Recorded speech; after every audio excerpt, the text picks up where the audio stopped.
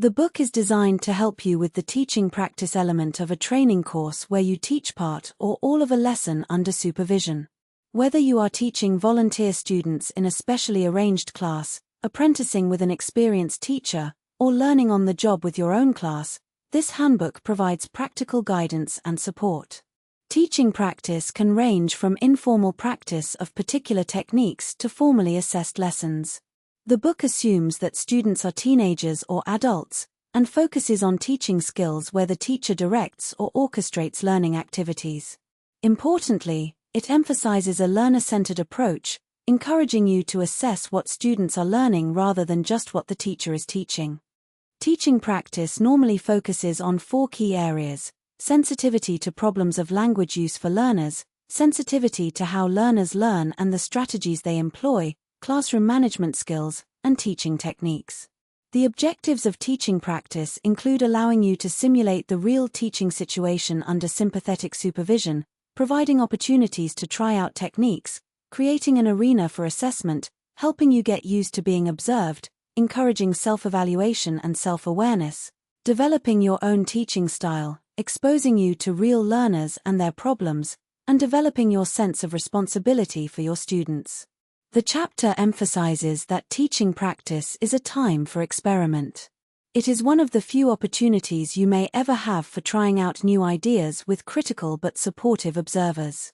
Sometimes more can be learned from lessons that do not go well than from great successes.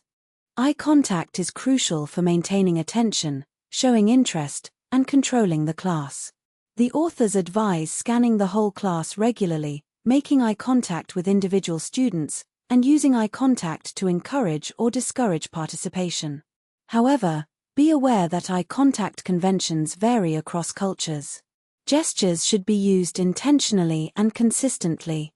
The book warns that gestures can mean different things in different cultures, so in monolingual or foreign contexts, you should consult local teachers about appropriate classroom gestures. Initially, reinforce gestures with words, but aim to reduce unnecessary teacher talk over time. Avoid unclear or ambiguous gestures, rude or obscene gestures which vary by culture, and irritating habits like excessive grinning or language tics. The voice is another powerful tool. The authors recommend varying pitch, pace, and volume to maintain interest and emphasize important points. Avoid monotone delivery, speaking too quietly or too loudly, and developing vocal tics. They suggest recording yourself to identify unconscious mannerisms. Classroom arrangement significantly affects learning.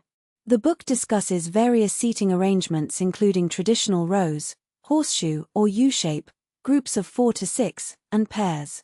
Each arrangement has advantages and disadvantages depending on the activity. The key principle is that the arrangement should facilitate the type of interaction you want. Attention spread refers to how well you maintain the attention of all students throughout the lesson. The authors advise varying activities, moving around the classroom, using eye contact, and changing your position to keep students engaged. Teacher talk versus student talk is a critical balance. The book warns against teachers dominating the conversation. The goal is to maximize student talk time while minimizing unnecessary teacher talk. This means giving clear instructions, then stepping back to let students practice. Eliciting is the technique of drawing out students' knowledge by asking questions and guiding them toward answers. This is more effective than simply telling students information. The book provides detailed guidance on how to elicit effectively, including using concept questions, visual aids, and real-life examples. Giving instructions is another crucial skill. Instructions should be clear, concise, and given before students start an activity. The authors recommend grading your language to the student's level, using simple sentence structures, checking understanding by asking students to repeat instructions, and demonstrating the activity when possible. Monitoring involves circulating around the classroom while students work, listening to their conversations, checking their work, and providing support when needed. Effective monitoring helps you assess student understanding and identify problems. Starting and finishing lessons well is important for setting the tone. Begin with a warm-up activity to engage students, and end with a summary or review to consolidate learning. Establishing rapport and maintaining discipline are closely linked. The book emphasizes treating students with respect, showing interest in them as individuals, being fair and consistent, and setting clear expectations from the beginning. The board, whether chalkboard or whiteboard, remains one of the most versatile tools. The authors advise writing clearly and large enough for all students to see, organizing information logically, using different colors for emphasis, and not overcrowding the board. Plan what you will write before the lesson. The overhead projector allows you to prepare materials in advance and display them during the lesson. It is useful for showing visuals, presenting information, and saving time on board work. Visuals including pictures, realia, and drawings can make lessons more interesting and memorable. The book advises ensuring visuals are large enough to be seen by everyone, relevant to the lesson content, and culturally appropriate. Worksheets and work cards should be well designed, clearly laid out, and include appropriate tasks. The authors recommend keeping masters of worksheets you make so you can reuse them, writing details on the back about when and why you used them, and organizing and classifying your worksheets for easy retrieval. The cassette recorder is described as one of the language teacher's most useful tools. Nearly all coursebooks come with cassettes, and you can also use authentic audio material from radio recordings and songs. Multiple cassette machines can be used for communicative group work activities. Video is increasingly available in language teaching contexts and can provide authentic language input and cultural content. Computers and computer-assisted language learning offer interactive practice and can be used for writing, research, and language exercises. The photocopier is essential for producing worksheets and materials, but the book reminds teachers to respect copyright law and obtain necessary permissions. Published materials such as coursebooks provide structure, progression, and ready-made activities. The book advises understanding the methodology underlying your coursebook, adapting materials to suit your students' needs, not following the book slavishly, and supplementing with additional materials when necessary. Authentic materials are materials created for native speakers rather than language learners, such as newspaper articles, menus, brochures, and websites. The advantages include exposing students to real language, increasing motivation, and developing skills for using English outside the classroom. However, authentic materials may need to be selected carefully and tasks designed to make them accessible to learners. Integrated skills refers to combining listening, reading, speaking, and writing in lessons, as they naturally occur in real communication. The book advocates for integrated skills work rather than teaching skills in isolation. Listening is a receptive skill that requires active engagement. The authors distinguish between listening for gist, listening for specific information, and intensive listening. They provide detailed guidance on preparing listening lessons, including pre-listening activities to activate schemata and build interest, tasks during listening that are appropriate to the level and purpose, and post-listening activities to consolidate learning and follow up on language issues. Reading is another receptive skill. The book covers different types of reading including skimming for general understanding, scanning for specific information, and intensive reading for detailed comprehension. The authors emphasize the importance of teaching reading strategies, not just testing comprehension. Pre-reading activities should motivate students and provide context. During reading, tasks should guide students through the text. Post-reading activities can focus on language analysis, discussion, or follow-up tasks.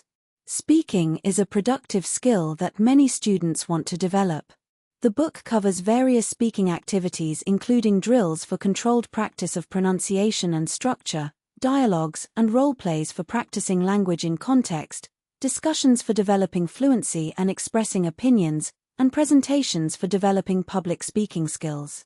The authors emphasize creating a supportive atmosphere where students feel comfortable making mistakes and experimenting with language. Writing is another productive skill. The book covers process writing, which involves planning, drafting, revising, and editing. This approach helps students develop their writing skills systematically. The authors also discuss different types of writing, including informal notes, letters, essays, and reports.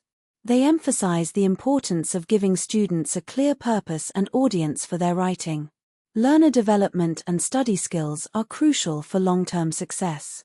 The book advises teaching students how to use coursebooks effectively, how to use reference books and dictionaries, how to organize their learning, and how to set realistic goals. These skills empower students to become independent learners. Students working outside the classroom is an important consideration. The book suggests practice activities from coursebooks for homework, writing tasks that can be started in class and finished at home, and encouraging students to read, listen to English media, and practice speaking outside class. For structures, grammar, and functions, the book explains both deductive and inductive approaches. In the deductive approach, the teacher presents the rule first, then provides examples and practice. In the inductive approach, students discover the rule through examples. The authors provide detailed staging for presenting language, including identifying word types, marking stress and intonation, stating grammar rules clearly, noting spelling changes, and using memorable personal example sentences. When presenting new language, teachers should support understanding by using visual aids like timelines, allowing students time to copy notes, and checking comprehension through concept questions. Practice may be guided or freer, and can happen in the same lesson or later. The book emphasizes that students often need time for new language to sink in before using it actively. Vocabulary teaching is covered extensively. The book discusses presenting new vocabulary in context, using visual aids and realia, checking pronunciation and stress, and providing opportunities for practice.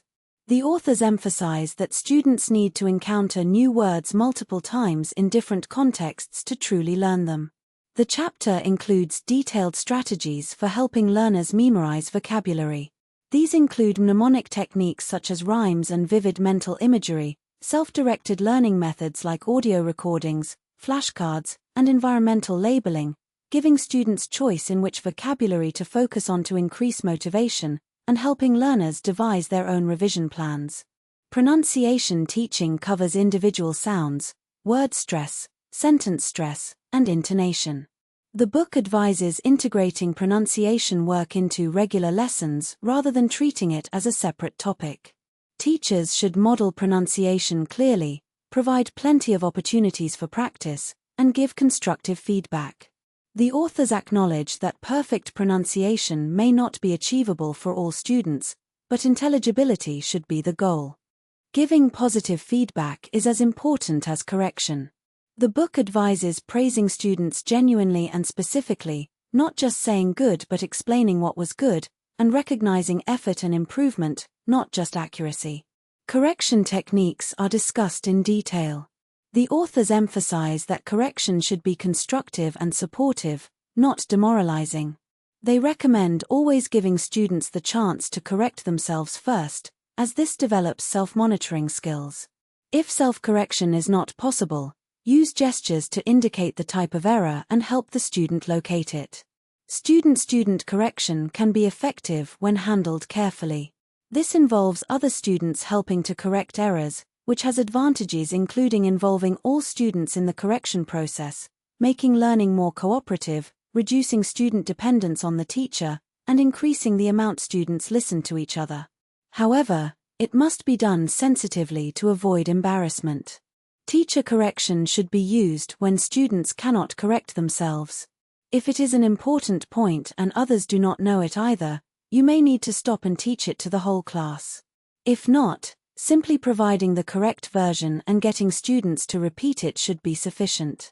The book emphasizes that no matter how correction is done, the student who made the error should say the correct version, if possible in its original context. This is a vital part of the correction process. The authors discuss when to correct. During fluency activities, immediate correction can be disruptive, so note errors and address them later. During accuracy work, immediate correction is more appropriate. The key is to be selective and focus on the most important errors. Evaluation and testing are also covered briefly, with guidance on designing appropriate assessments and using test results to inform teaching. Lesson plans serve three main functions: as an aid to planning, forcing you to think through what you will do; as a working document during the lesson, helping you stay on track; and as a record for future reference and for discussion with supervisors. The book details what should be included in a lesson plan. This includes aims, stating what you and the students aim to achieve; procedure, outlining the stages of the lesson with timing; materials, listing what you will need; instructions, noting what you will say to set up activities; and assumptions, noting what you assume students already know. The authors emphasize that planning is a skill that develops with practice. Initially, you may need to write detailed plans, but over time you can use briefer notes. However, even experienced teachers benefit from thinking through their lessons carefully. Researching the language is an important part of planning. When you need to teach a particular language item, you should consult grammar references, dictionaries, and coursebooks to ensure you understand the form, meaning, and use accurately. Getting organized involves gathering materials, preparing worksheets, and checking equipment before the lesson. The book advises preparing as much as possible in advance to avoid problems during the lesson. Follow-up after the lesson is crucial for professional development. Reflect on what worked well and what could be improved. Note these reflections on your lesson plan for future reference. Planning a series of lessons involves thinking about progression and how individual lessons fit into a broader sequence. The book advises considering what students have learned previously and what they will need in the future. Organizing teaching practice involves practical considerations such as scheduling lessons, assigning groups of trainees to classes, arranging observation, and ensuring adequate support is available.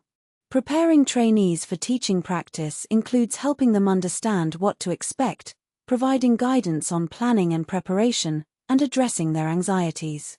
The authors emphasize creating a supportive atmosphere where trainees feel safe to experiment and make mistakes.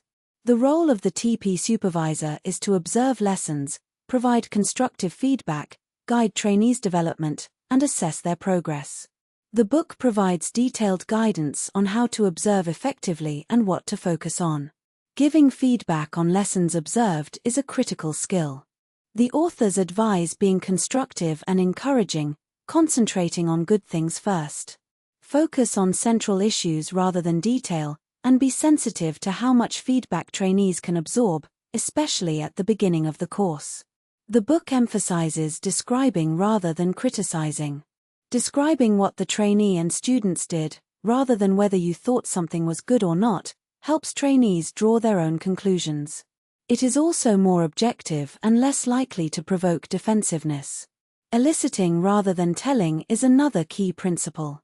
By asking real questions, you can usually get trainees to reach a realistic assessment of the lesson by themselves. This is much less time-consuming than asking trainees to say what they thought in general. The chapter also covers recruiting volunteer students for teaching practice classes and trainer training for those who want to develop their skills as teacher educators. Whether you are a trainee teacher, an apprentice working with an experienced teacher, or an inexperienced teacher learning on the job, this handbook provides practical guidance and support to help you develop your skills and confidence. The authors draw on their extensive experience in teacher training to provide insights, techniques, and strategies that will help you become an effective and reflective language teacher. Thank you for watching this summary of teaching practice by Roger Gower, Diane Phillips, and Steve Walters.